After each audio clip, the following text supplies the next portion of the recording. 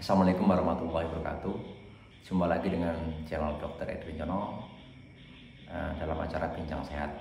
Yang mana pada kesempatan ini saya berusaha menjawab pertanyaan dari seorang teman yang kebetulan anaknya ABK, anak berkebutuhan khusus. Yang mana dia bertanya, mungkin ada saran untuk anak kami yang seperti ini untuk jangka panjangnya dan masa depannya.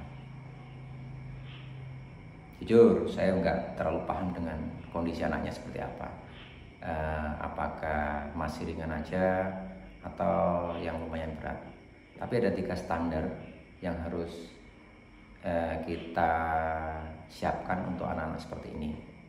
Yang pertama, kita harus pastikan anak kita bisa melakukan kegiatan kebutuhan dasar untuk dirinya sendiri. Yang pertama ya, satu harus bisa ambil makan sendiri, yang kedua bisa ke kamar mandi sendiri, dan yang ketiga bisa ganti baju sendiri. Jadi kebutuhan dasar itu ada 3, ganti baju, ambil makan, dan kamar mandi. Anak harus bisa, harus dilatih.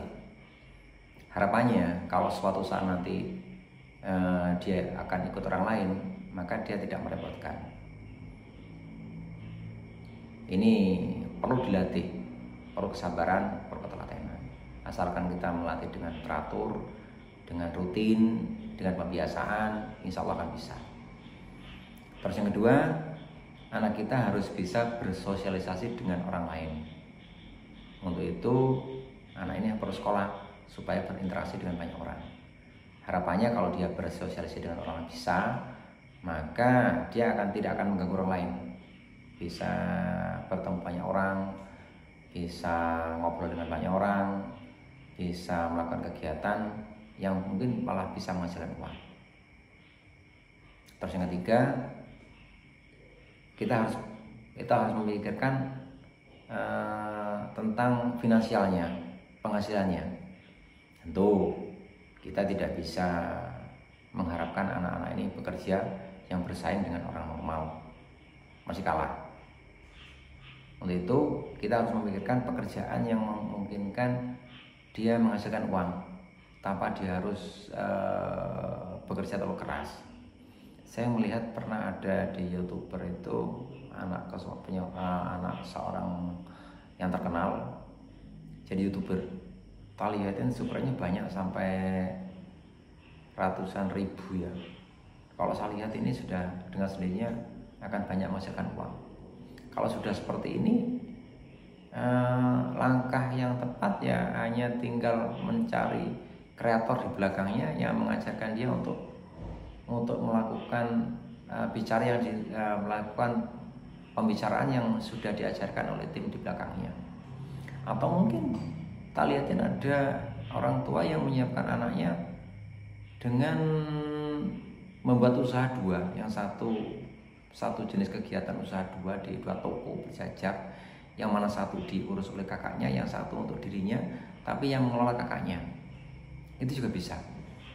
Tapi kalau mungkin yang tidak bersiko, yang nggak perlu berpikir banyak, yang mungkin kita belikan ruko di tepian pasar itu, yang mana kalau saya lihatin di daerah saya yang desa itu ruko ukuran 4x6, sewanya rata-rata per tahun 20 juta.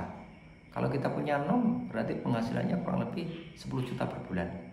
Sudah cukup untuk kegiatan sehari-hari.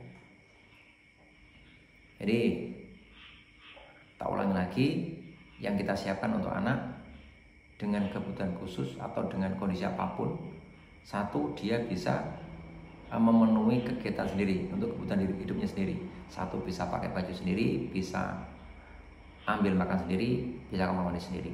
Dan yang kedua, dia bisa bersosialisasi dengan orang lain dengan cara disekolahkan atau kita latih di tempat kerja kita ajak ketemu banyak orang.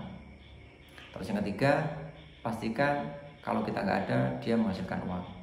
Bisa dengan bekerja yang sudah dikelola dan mulai sejak anak-anak, atau mungkin kita belikan usaha seperti saya bilang tadi, belikan ruko. Harapan kami dengan ada penghasilan dia lebih tenang. Yang mungkin ada saudaranya yang akan mengelolanya, Tapi paling tidak kan ada jaminan untuk penghasilan ini. Saya rasa hanya itu yang bisa saya sarankan. Semoga bermanfaat. Wassalamualaikum warahmatullahi wabarakatuh.